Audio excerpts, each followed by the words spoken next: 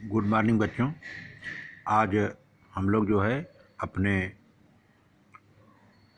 बाल भारती पुस्तक के पाठ मीठे बोल को पढ़ेंगे।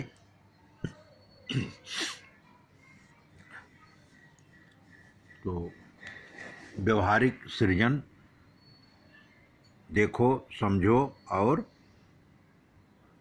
लिखो। बलराम जी उत्तर प्रदेश के रहने वाले थे।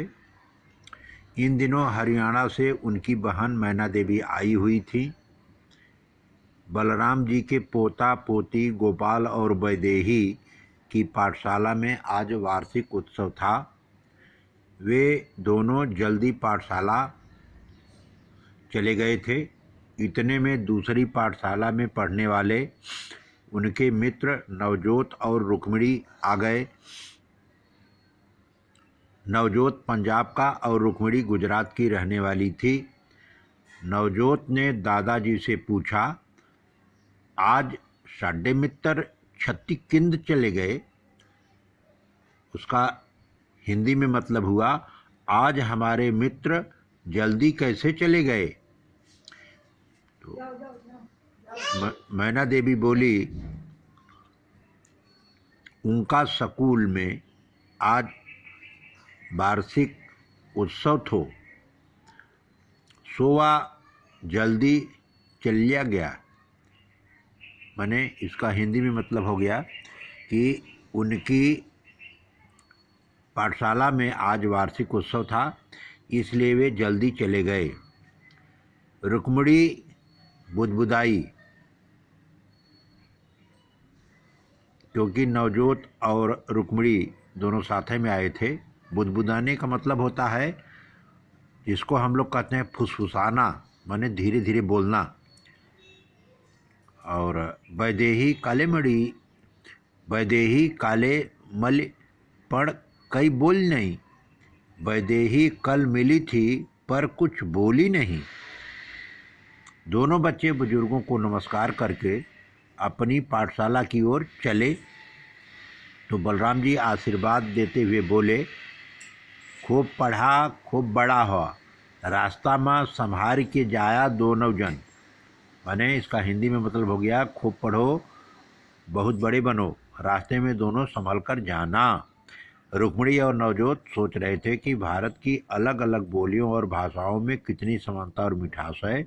हम सबने अलग अलग बोली भाषा का उपयोग किया, फिर भी आसानी से एक दूसरे की बात समझ गए।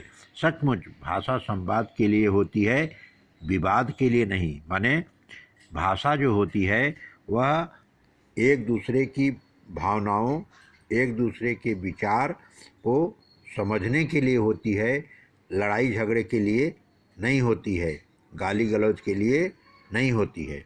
तो बच्चों, इस तरह से यह पाठ हम लोगों ने पढ़ा। अब इस पाठ से संबंधित कुछ प्रश्न है जिसका उत्तर हम देखेंगे।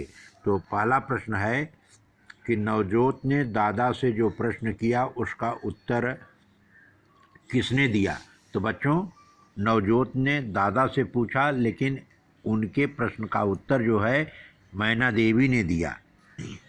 मैना देवी ने क्या उत्तर दिया बच्चों? इसका उत्तर है कि मैना देवी ने उत्तर दिया कि मैना देवी ने कहा कि उनका स्कूल में आज वार्षिक उत्सव थो, सो वह जल्दी चलिया गया। तो माने हिंदी में है कि उनकी पाठशाला में आज वार्षिक उत्सव था, इसलिए वे जल्दी चले गए। अब प्रश्न नंबर 3 है, रुक्मिणी बुदबुदा कर क्या बोली। तो बच्चों, रुक्मिणी बुदबुदाई, वैदेही काले मली पढ़ कई बोल नहीं। माने वैदेही कल मिली थी पर कुछ बोली नहीं। अगला प्रश्न नंबर 4 है, बलराम जी ने क्या आशीर्वाद दिया। तो बच्चों, इसका उत्तर है कि बलराम जी जब दोनों बच्चे उनको प्रणाम किए तो बलराम जी आशीर्वाद में बोले कि खूब पढ़ा खूब बड़ा हुआ, रास्ता में संभार के जाया दोनों जन। इसका हिंदी में मतलब हो गया कि खूब पढ़ो बहुत बड़े बनो, रास्ते में दोनों संभल कर जाना। अगला प्रश्न है कि रुक्मिणी और नवजोत भारत की अलग अलग बोलियों पर क्या कहा।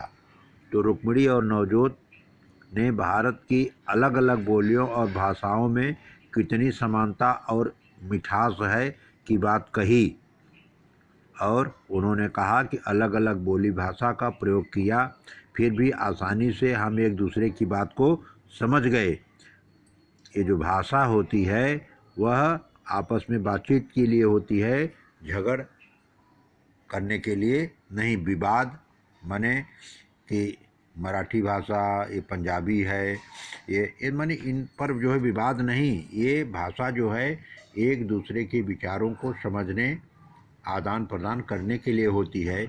आपस में भाषा को लेकर के विवाद करने की बात नहीं होनी चाहिए।